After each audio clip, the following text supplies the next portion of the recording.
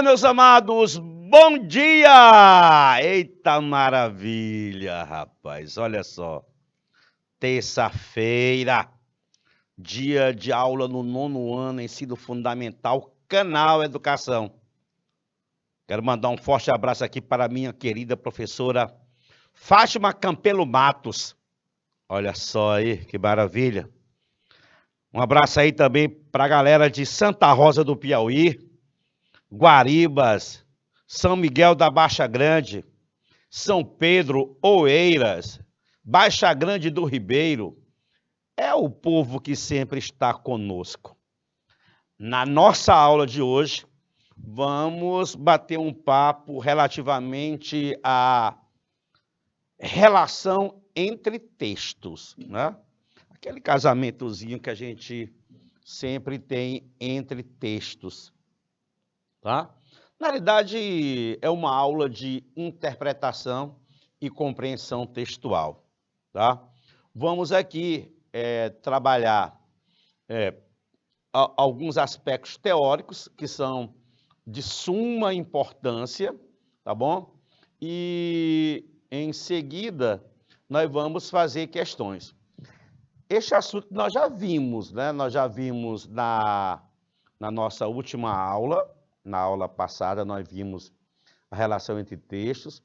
Vamos continuar trabalhando este conteúdo, porque ele é muito, mas muito importante nas provas escolares, nas provas que vocês vão fazer, nas provas de concurso, né?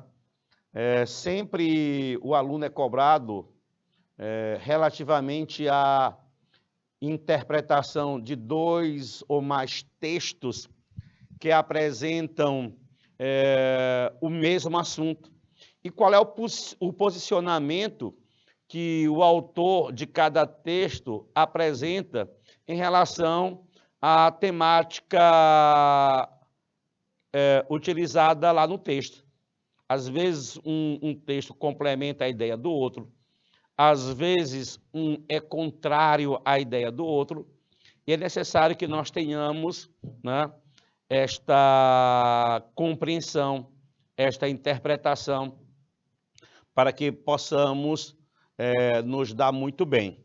E aqui entra também uma coisinha legal, chamada de intertextualidade. Aquele texto que lembra outro, né? E essa intertextualidade acontece por meio da referenciação, por meio da alusão, né, da paráfrase, da paródia. Isso nós vimos nas aulas anteriores, tá? Então vamos aqui. Eu sou o professor Fernando Santos, professor de análise linguística aqui do canal Educação. Então, olha só o que foi que eu coloquei para vocês aqui. A relação hoje, viu, Andressa, é entre as partes do texto. Entre as partes de um texto, né? Para depois nós chegarmos, né, nos textos em si. Então vamos ver o seguinte: para a transmissão de uma informação ou para influenciar nas ações de nossos interlocutores, nós precisamos produzir um texto, seja ele oral, seja ele escrito. Vou repetir. Para a transmissão de uma informação, vale ressaltar sempre aqui, né? Para a transmissão de uma informação, ou então para influenciar nas ações de nossos interlocutores, nós precisamos produzir um texto. Esse texto ele pode ser oral? Pode. Pode ser escrito? Pode. E qualquer coisa pode ser chamada de texto? Responda aí para mim. Qualquer coisa pode ser chamada de texto? Não, não pode. Porque para ser texto tem que produzir sentido. Você entendeu, doutor? Tem que produzir sentido. Se não produzir sentido, esqueça, não é texto. Então não pegue, por exemplo, uma quantidade X de palavras, jogue para o alto e deixando cair no papel, né? você não vai produzir um texto, porque é necessário que nós tenhamos, né, a produção de sentido. É necessário que nós organizemos, né, as palavras de forma que elas produzam sentido. Porque se não for assim, não vai produzir sentido.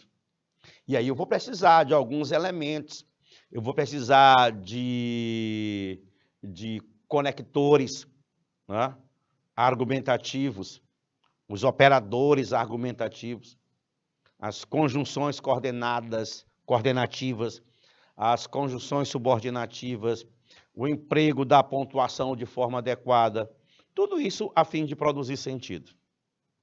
E você sabe como produzir um bom texto? Você sabe ou não sabe como produzir um bom texto? Sabe. O bom texto, ele permite que nossa mensagem seja compreendida. Este é o bom texto. Ah, professor, não entendi. Você não entendeu? Não, não entendi. Bem, alguém deve ter escrito algo de forma que não produziu adequadamente o texto, para que você não tenha compreendido. Tá? Então vamos lá. Olha, gente, coloquei um coraçãozinho aí. Estão vendo aí? Né? Olha aqui. Uma metadezinha, outra metade. Talvez só um ladozinho aí não produzisse sentido. O sentido vai ser produzido quando as duas partes se encontrarem. Né? Aí fica lindo. Duas almas se encontraram no caminho do cemitério, se abraçaram e se beijaram. Né? Olha aí, para produzir um bom texto. Está vendo, Andressa, como foi diferente, né? Para produzir um bom texto, o autor precisa estar atento às normas da língua. Como é que é, prof? Meu filho, não é à toa que nós estudamos, né, os aspectos morfossintáticos. Não é à toa que nós estudamos a concordância, a regência, a crase, a grafia adequada, a pontuação. Não é à toa.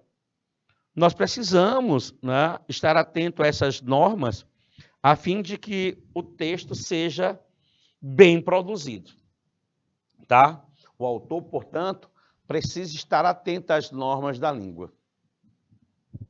Não basta juntar as palavras. Já falei isso para vocês hoje. Não basta juntar as palavras. Não basta. Tá?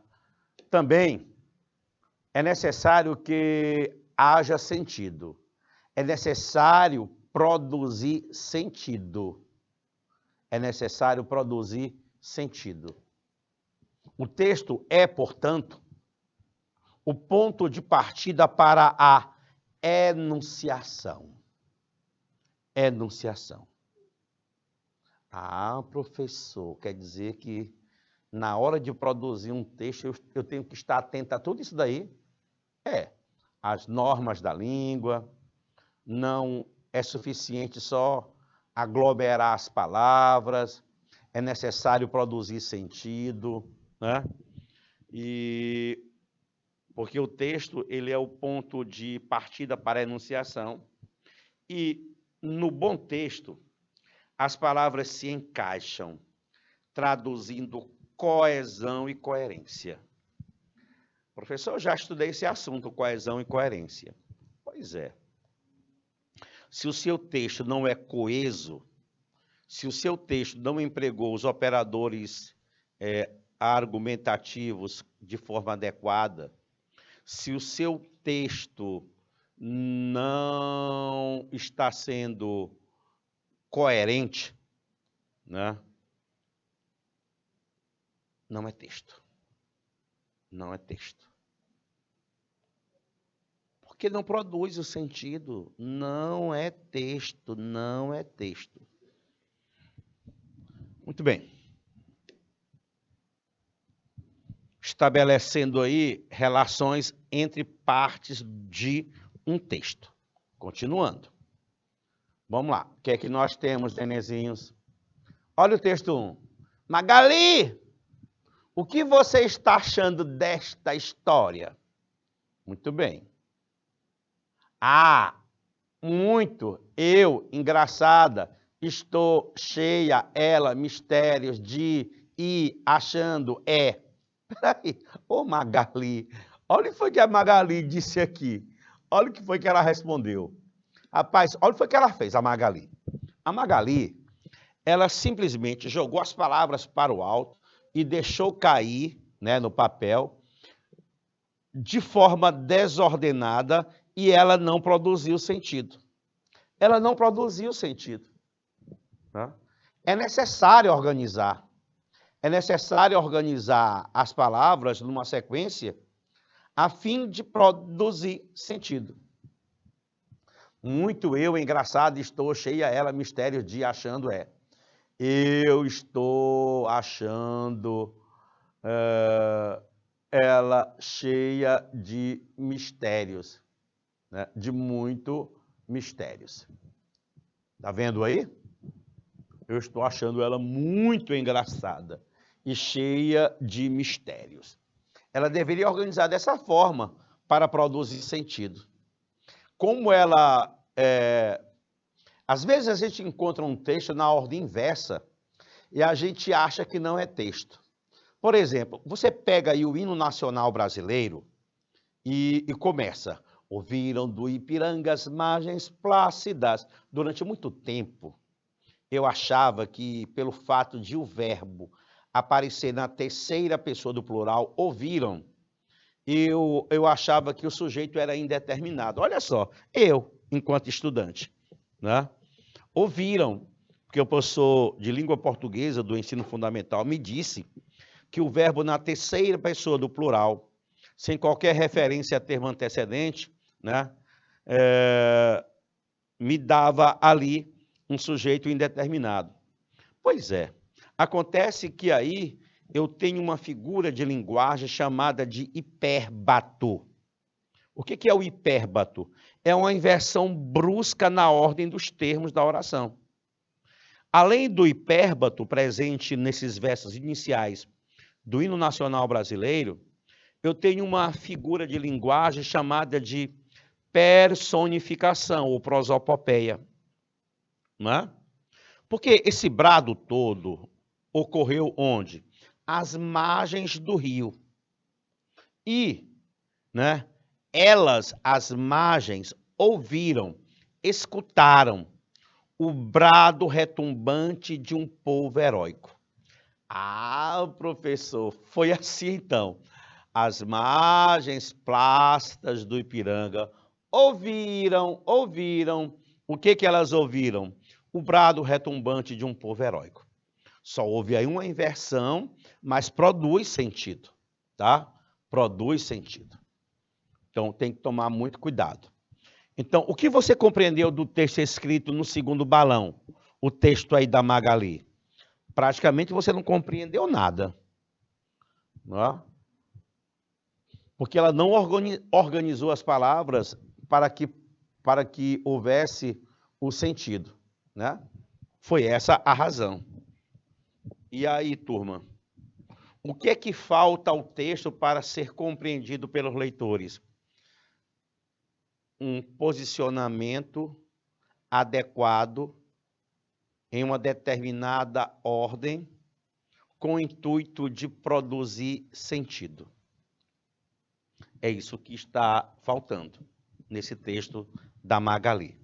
E aí é um exemplo muito simples que eu estou colocando para que vocês tenham essa compreensão. Tá? É muito simples você identificar algo como um texto. Ó, uma simples palavra, viu, Andressa, que eu falar aqui, pode ser um texto ou não. Se eu chegar para os meus alunos e perguntar, vocês estão compreendendo a minha fala? Se eles responderem sim ou não, aquele sim ou não produz sentido. É texto. Turma, se vocês estiverem compreendendo, escrevam ok. Aí eu dou a aula aqui e tal. Estão compreendendo? Aí eles escrevem ok. Aquele okzinho é um texto. Produziu sentido. Né? É isso que nós devemos saber sobre texto. Então, quando você tem a relação entre textos, é necessário que você tenha ali um enunciado que produza sentido, a fim de que haja compreensão. Muito bem. Esse texto 1 aí, mesmo gramaticalmente correto, não pode ser considerado um texto, porque aparentemente ele não faz sentido. É apenas um aglomerado de frases e palavras soltas. É isso aí. Está aí. Mas eu vou para um texto. Olha aí, esse texto aí. Eu coloquei uma imagem para auxiliar, né, na compreensão. Vocês estão vendo essa imagem? Né? Vocês têm muitas pessoas aí, muitas pessoas aglomeradas, assistindo a um show, a um espetáculo. Né? Parece-me que está numa boate aí, né? Um jogo de luz, né? Um jogo de luz. Muito bem. Eita, me lembrei do meu tempo de boate. Rapaz, o cara, você fazia só assim, ó. E a luminosidade aqui, né? O jogo de luz. Parecia que o cara estava se requebrando todinho, se quebrando todo. Ele estava só assim, ó. Era nesse naipe. Será se o que eu tenho aí, o show, é o título? Vamos lá. O cartaz. Olha só aqui, ó. O cartaz. O desejo. O pai. O dinheiro. O ingresso. O dia. A preparação. A ida. Eu vou parar bem aí. Será que aí eu tenho uma sequência lógica e que vai me dar um sentido? Um cartaz. Alguém viu um cartaz. Depois de visualizar o cartaz, ocorreu o desejo. Né? Mas faltava o dinheiro. Aí a pessoa pediu o dinheiro ao pai para comprar o ingresso. No dia do espetáculo, no dia do show, houve a preparação. Foi escolhida a melhor roupa, a roupa adequada para o show, né? Houve a ida para o show. E o show ocorreu onde? Em um estádio. Muitas pessoas, havia muitas pessoas. A multidão estava lá. E o show era de uma banda da qual a pessoa era fã. Então ali havia a expectativa.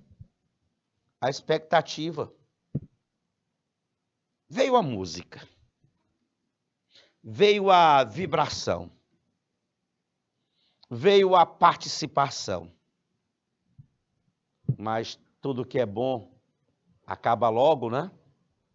O fim, a volta para casa e o vazio toma conta desse ser. Veja que aí, embora eu tenha palavras soltas, mas o conjunto, a ordem em que as palavras foram utilizadas, são produtoras de sentido. Tá? Houve aí a ausência de alguns elementos, né, alguns conectores, houve. Alguns operadores aí, houve. Mas ele produz sentido. Produz sentido. Olha só aí, ó.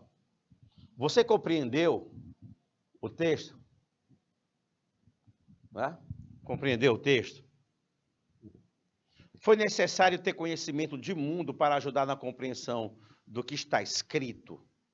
Conhecimento de mundo. Professor, eu não sei nem o que já acho é conhecimento de mundo. Explique-me. Né? Conhecimento de mundo. Meu filho, você tem que estar inteirado daquilo que acontece, né, no seu meio. Né? Você deve ter conhecimento, né, de tudo que acontece no seu estado, na sua cidade, no seu país. Você não pode ser uma pessoa totalmente alheia aos fatos, né, ocorridos ao seu redor. E por que você compreendeu? Diga aí. Né? Veja que eu dei o passo a passo para você. Né? Vocês perceberam que mesmo não mantendo as ligações entre as palavras, o texto 2 tem mais sentido para os leitores? Perceberam? O título e os substantivos apresentados, como uma estrofe, mostram o percurso da apresentação do show. O show, o cartaz, o ingresso, o dinheiro, o pai.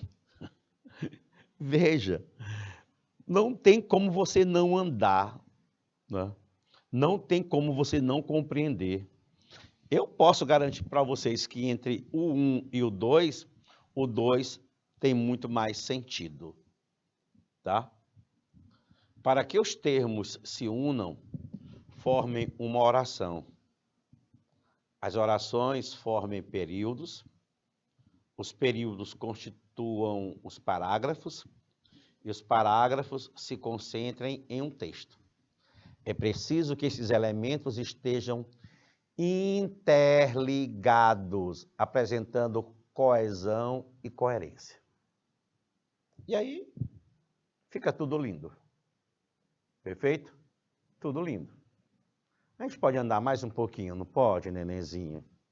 A gente pode andar mais um pouquinho, né? Vamos lá. Olha aí, ó. Olha só, compare aí. Esses dois elementos construindo um muro. Olha só aí. Estão vendo aí? Construindo o muro. Muito bem. Os tijolos são os termos que formam as orações. E os parágrafos? A massa, o cimento, são os termos conectores. Você sabe aqui, ó, que um tijolo é colocado ao lado do outro, mas é necessário também ter a massa, né, para ligar um tijolo ao outro. Perceberam também que tem que haver uma amarração. Um tijolo nunca é colocado um sobre o outro, assim, na mesma posição. Veja que esse aqui, ó, só é a metade. O outro pega a outra metade, para que haja aí o entrelaçamento, né, dos tijolos. Caso a massa não seja bem colocada, o muro cai, viu, turma? Assim é a textualidade. Se os termos não forem bem selecionados, não há texto. Então, se você não seleciona bem os elementos que irão compor o texto, você não vai ter o texto. Não vai ter. Prof. Tô ligado, hein? Existem vários recursos que se pode utilizar para a coesão textual. As repetições, as substituições, né? Ou ainda as associações. São meios que servem para amarrar a frase seguinte à anterior, visando a escrita coerente e coesa de um texto. Né? Bem, aqui agora eu vou aproveitar e fazer algumas observações relativamente à amarração, né, de palavras, de frases, de orações, de parágrafos, a fim de produzir o todo, produzir o sentido. Né? Aqui é como se nós tivéssemos peças que se encaixassem aqui. Eu duvido que você consiga colocar essa peça bem aqui. Não consegue. Você só vai conseguir se você fizer isso, ó. Pegar este elemento aqui e trazer para se juntar com esse outro. Quando você coloca uma peça num lugar inadequado, você não tem o todo. Você não tem o todo. Tá? Então, nós estamos fazendo aqui a relação interna, né, do texto. Os elementos que compõem o texto. Depois a gente fala da relação entre textos. Por enquanto, a relação é entre elementos que fazem parte do texto. Né? Então, nós temos aqui procedimentos de repetição, que se trata da repetição do mesmo conteúdo semântico e pode ocorrer por meio da paráfrase, do paralelismo e repetição propriamente dita. Paráfrase. Opa, nenenzinho. Você sabe o que é a paráfrase? Eu falei isso aqui na aula passada para vocês. Paráfrase. Sabem ou não sabem? É quando você reescreve a ideia de um determinado texto utilizando as suas próprias palavras. É a paráfrase. É a paráfrase. Você não faz o resumo. Você reescreve, né, a ideia contida naquele texto, mas você utiliza palavras suas. Isto é a paráfrase. Que nós já comentamos na aula passada. Vamos falar também aqui do paralelismo, que pode ser semântico, pode ser sintético. Isso sintático, perdão. E isso aí tudo é conteúdo de prova de concurso, tá? Prova do Exame Nacional para o Ensino Médio. Prova escolar. E também a repetição, propriamente dita. O que é uma repetição? Vamos lá, vejamos. Paráfrase. É uma operação de reformulação do que foi dito. Isto é, diz a mesma coisa de outro jeito. Aparece geralmente após expressões como isto é, ou seja, em outras palavras. Ou seja, você diz a mesma coisa utilizando palavras diferentes. Suas palavras. Todos nós já vimos esse isto é, ou seja, né, que são expressões que aparecem para explicar o que anteriormente foi dito. Né? São expressões que vão, de certa forma, reproduzir de outra forma o que você já dissera. Né? Então, a paráfrase é isso. Olha aqui, exemplo de paráfrase. E aí, na paráfrase, você tem aí um dos elementos da intertextualidade. Um texto que relembra outro. Essa canção do exílio de Gonçalves Dias, né, é o texto que eu já vi mais ter intertexto. Foi o texto que eu já vi mais ser parafraseado. Além disso, a pintura, né, do quadro Mona Lisa. Rapaz, esses dois aí batem o recorde. Né? Minha terra tem palmeiras onde canta o sabiá. As aves que aqui gorjeiam não gorjeiam como lá. Tá aí. Aí o Carlos Drummond pegou o seguinte: meus olhos brasileiros se fecham saudosos. Minha boca procura a canção do exílio. Como era mesmo a canção do exílio? Eu tão esquecido de minha terra, ai terra que tem palmeiras onde canta o sabiá. Olha aí. Será se esse texto da direita lembra ou não lembra o da esquerda? Claro que lembra. Ele utilizou as mesmas palavritas? Não. Ele parafraseou. Tá? Parafraseou. Vamos lá. E o paralelismo? A professora Andressa trabalha muito essa questão do paralelismo lá no curso dela. Sabe tudo isso aí. O que significa estar paralela? Significa estar no mesmo plano, no mesmo nível. Pensa num assunto que sempre aparece em prova de concurso tudo. Paralelismo. Né? O paralelismo, ele consiste em uma sequência de expressões com estrutura idêntica. Né? Eu posso ter um paralelismo sintático? Posso. E quando é que ele é sintático? Bem, é sintático quando a estrutura de termos coordenados entre si é idêntica. Como é que é, prof? Eu tenho elementos estruturais, né, idênticos. Aí eu tenho um paralelismo sintático. Vou já colocar exemplo para vocês perceberem.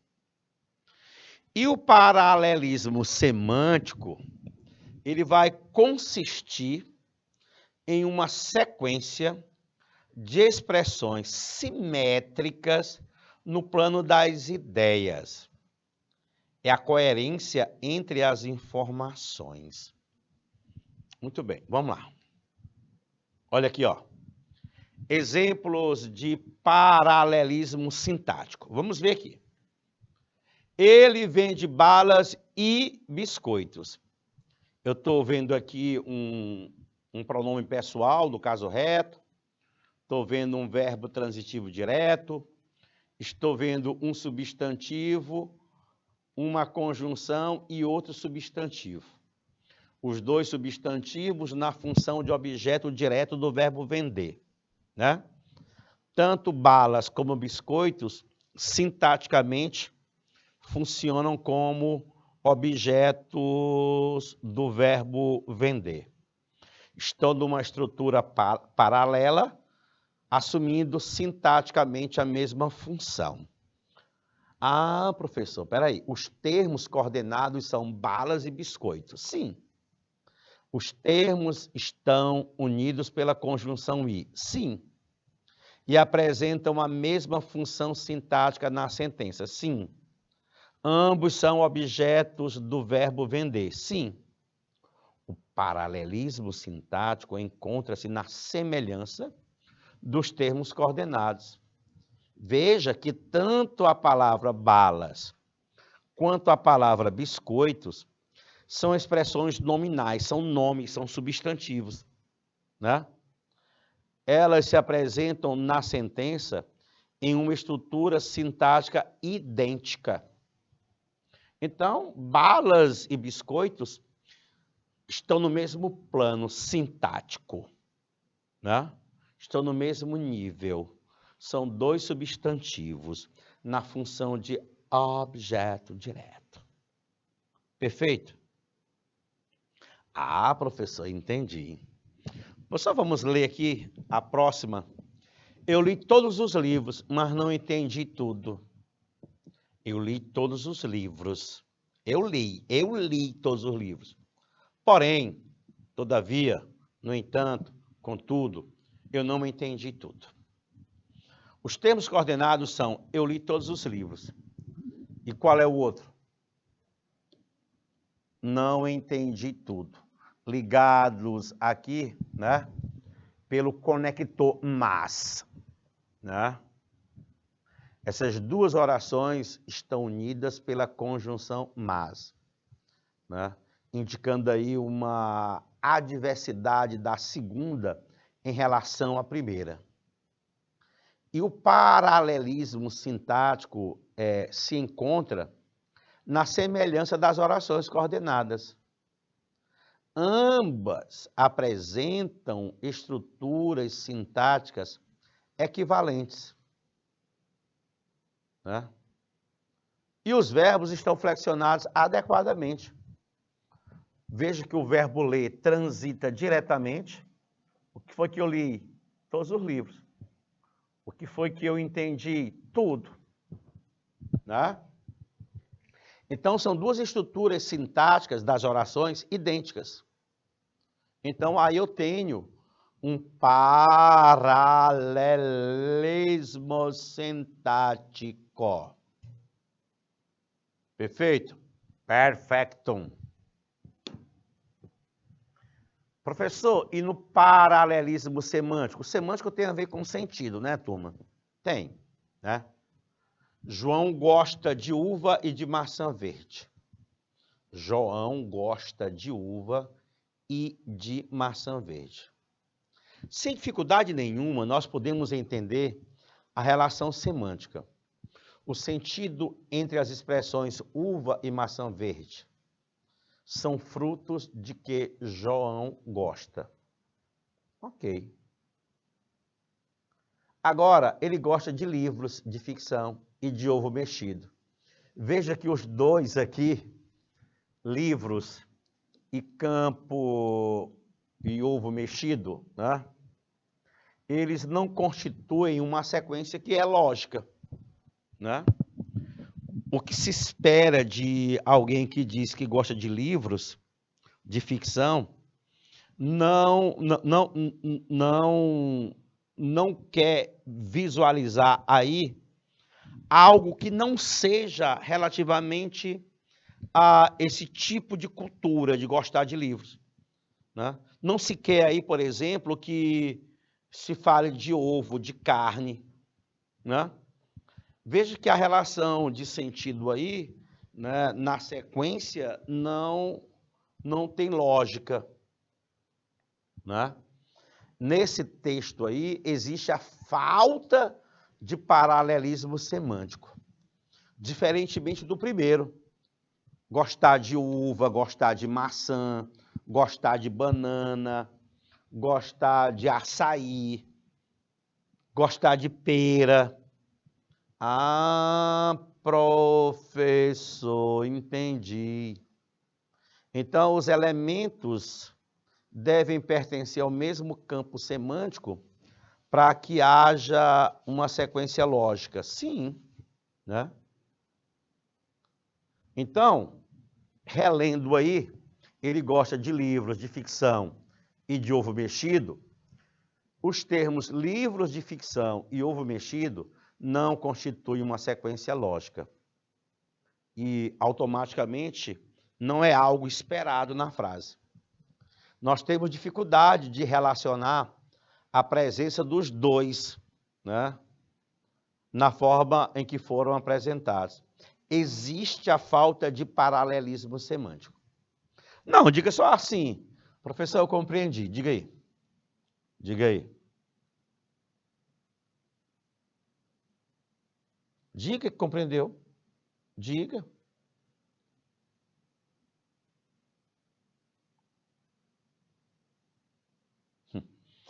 Professor, eu comi uma maçã e uma prova hoje, todinha. Ah, meu amigo, ninguém espera que você fale que comeu uma prova, né? Você até usou no sentido figurativo, né? Comer a prova aí significaria ter feito a prova em sua totalidade, respondido com precisão a prova. Vou entender dessa forma. Não se espera aí né? Algo diferente de comer, de mastigar, de colocar no organismo. Não é isso que a gente visualiza. Não é isso que a gente espera. E aí, você compreendeu o sentido de paralelismo, tanto sintático como semântico? E o procedimento da repetição propriamente dita? Vamos lá. Ela corresponde a voltar ao que foi dito antes, pelo recurso de fazer reaparecer uma unidade que já ocorreu. Pode ocorrer como uma palavra, uma sequência de palavras ou uma frase inteira. Vamos lá. Olha só. Exemplos de repetição na propaganda. Ela cria um efeito de insistência, não cria? Cria. Né? Coma batom, coma batom, coma batom, batom, batom, batom, batom. Olha aí. Ai, ai, ai. Dá um efeito de sentido, né? Ocorre a ênfase. Né? Nada rende tanto quanto tanto. Nada limpa tanto quanto tanto. Nada perfuma tanto quanto tanto. E nada melhor que comprar aqui. O tanto.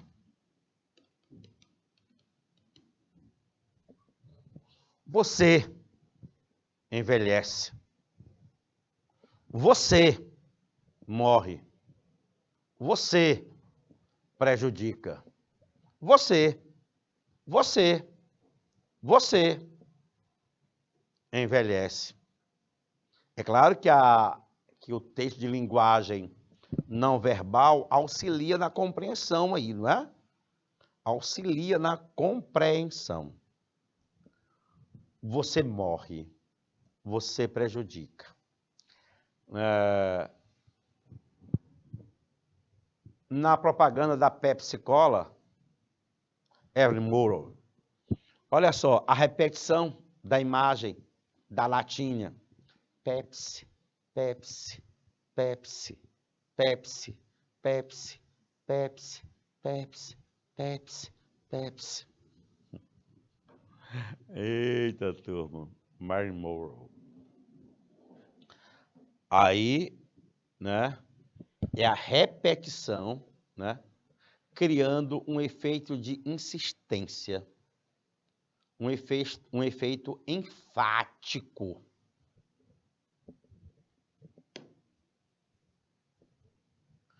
Cria um efeito interessante no texto, chama a atenção para as ações realizadas, né? A repetição, ela cria esse efeito interessante no texto. E aí, ó, bem interessante aí, esses dois textos, né? Criando o efeito de sentido. Vamos ler aí. A mamãe está sentada na porta da casa, conversando com as amigas. Aí, passa o filhinho na bicicleta, a toda velocidade, e grita com as pernas abertas. Olha, mãe, sem as pernas.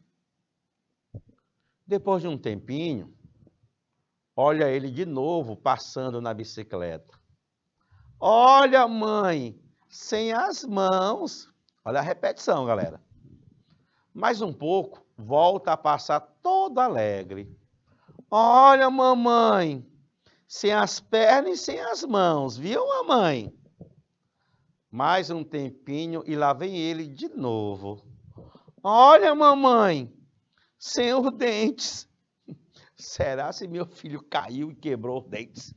É? E veja aí o efeito de sentido que produz a repetição propriamente dita. Primeiro sem as mãos, primeiro sem as pernas, depois sem as mãos, depois sem as mãos e sem as pernas, e depois sem os dentes. É a repetição, é o efeito de sentido. Né? E o cai, cai, balão, cantigas populares. Cai, cai, balão, Cai, cai, balão, na rua do sabão. Não cai, não, não cai, não, não cai, não. Cai aqui na minha mão. Cai, cai, balão, cai, balão, aqui na minha mão. Não vou lá, não vou lá, não vou lá, tenho medo de apanhar. Rapaz, me lembrei de uma música aqui, minha mãe cantava muito. Cai, cai, balão, cai, balão, quem mandou escorregar? Cai, cai. Né? É melhor se levantar. É um sambinho do tempo de outrora. Beleza? O fenômeno da repetição, o efeito de sentido produzido. Vamos lá. Eu também posso utilizar para a coesão a substituição, que consiste na colocação de um item em lugar de outro, elemento do texto, ou até mesmo de uma oração inteira. Veja a frase a seguir com exemplo de substituição. Pedro comprou um carro novo e José também. Olha só a palavra também. Essa palavra também, ela substitui, né, comprar um carro novo. É como se eu dissesse, Pedro comprou um carro novo e José comprou um carro novo. Pedro e José compraram um carro novo. O professor acha que os alunos não estão preparados, mas eu não penso assim. Ou seja, eu não penso que eles não estejam preparados. Estão vendo uma palavrinha repetindo, aí retomando, né, uma expressão toda, uma oração toda? O padre ajoelhou-se. Todos fizeram o mesmo. Fazer o mesmo aqui significa ajoelhar-se. Minha prima comprou um gurgel. Eu também estou querendo um gurgel. Isso aí é o fenômeno da substituição. Legal? Vamos lá. A substituição gramatical, ela pode ser realizada de várias maneiras. Ocorre por meio da anáfora e também da catáfora. Alguém lembra aí o que é anáfora? Nós já falamos de anáfora e catáfora, né? Anáfora sempre vai se referir a um termo já expresso dentro do texto. Cuidado, hein? O elemento, ele é endofórico, né? Refere-se a algo já expresso, já dito. Enquanto que o catafórico refere-se a algo que ainda será dito. Ainda será dito. Vamos lá. Velha chácara. Velha chácara. A casa era por aqui. Onde?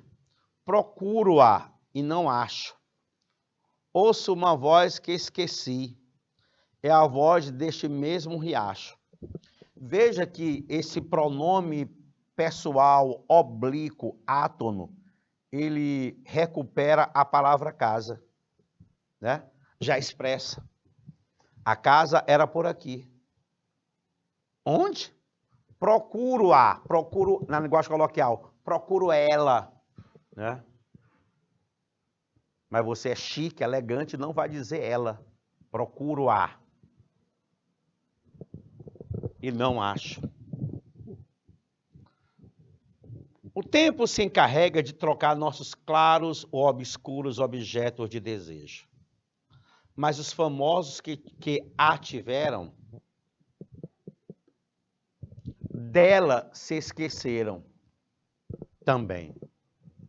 Ela se chama Josete Armênia de Campos Rodrigues. Veja que o pronome, eu vou destacar aqui com outra cor. O pronome a, o dela e o pronome ela, né?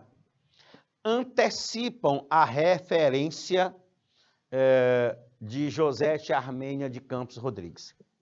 E quando há essa antecipação, quando há uma referência a um termo que ainda vai ser expresso, né, nós chamamos de elemento coesivo catafórico. Catafórico. Legal?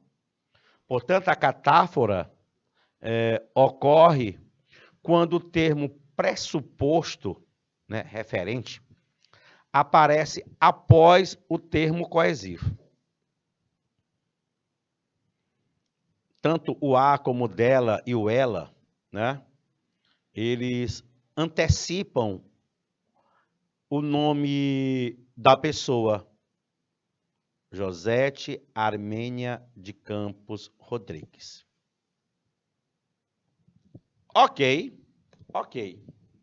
Então, o anafórico retoma um já expresso e o catafórico antecipa o que vai ser expresso. Isso.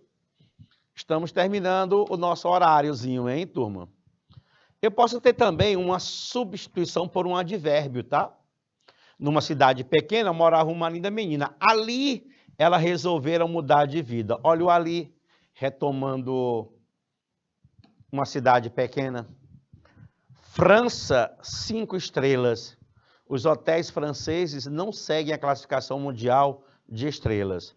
Os melhores por lá onde? Na França, né? Tem 4 estrelas. Ah, professor, o advérbio retomando, né? Eu também posso ter um numeral retomando. Carlos trouxe 3 computadores do exterior. Perguntou-me se eu poderia comprar um. Esse um, retomando o computador. Minha mãe, no ano de 2008, decidiu adotar 4 gatinhos. 4, miau, miau, que foram abandonados pela mãe deles. 2 dias após, ofereceu 2 à minha irmã. Esses 2 retomando gatinhos. Então, eu posso retomar também com numeral, posso, né? E existe a substituição lexical. Eita, nome bonito. Lexical. Quando se usa uma palavra no lugar de outra que lhe seja textualmente equivalente. Pode ser por meio de sinônimo, de hiperônimo, de hipônimo, né? Ou uma caracterização situacional. Vamos lá. Pedro Malas Artes e a sopa de pedra. Um dia, Pedro Malas Artes vinha pela estrada com fome e chegou a uma casa onde morava uma velha muito pão dura. Sou um pobre viajante, faminto e cansado. Venho andando de muito longe, há 3 anos, 3 meses, 3 semanas, 3 dias, 3 noites, 3 horas. Pare com isso e diga logo o que quer, interrompeu a mulher. É que eu estou com fome. Será que a senhora podia me ajudar? Não tem nada de comer nesta casa. Foi logo dizendo a velha. Então, veja bem, ó, velha, mulher e velha muito pão dura são palavras do mesmo campo semântico, né?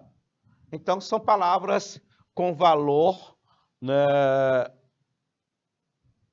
sinônimo, né? É claro que aí não é um sinônimo perfeito, é um sinônimo imperfeito. Você sabe que tem a diferença, né, do perfeito para o imperfeito, né? O perfeito é aquele que é literalmente igual, né? Igual. E você pode, em qualquer situação, substituir, né, pela outra palavra. Aqui não, aqui depende do contexto para eu poder substituir. O hiperônimo tem um valor mais vasto, né? Você também nós já sabemos, né? Enquanto o hipônimo tem um valor específico, o hiperônimo tem um valor mais genérico. O avião ia levantar o voo. O aparelho, olha, aparelho aqui, né? E avião, né? Perceba que o aparelho e avião são palavras que aparecem no mesmo campo semântico, e aparelho no sentido mais geral. Aparelho, portanto, é hiperônimo, porque nós temos várias espécies de aparelho, dentre elas, o avião. Tá bom, turma? E aí, eu vou finalizar a minha aula, tá? Aqui com a substituição por caracterizadores situacionais, né? O computador chegou à escola, porque muitos professores ainda o temem, né? Ou seja, esse Ozinho aqui, referindo-se ao quê? Né? A chegada do computador à escola, tá? Sem mais para esta aula, vamos encerrar e já volto para o segundo tempo do nosso horário de hoje. Fui!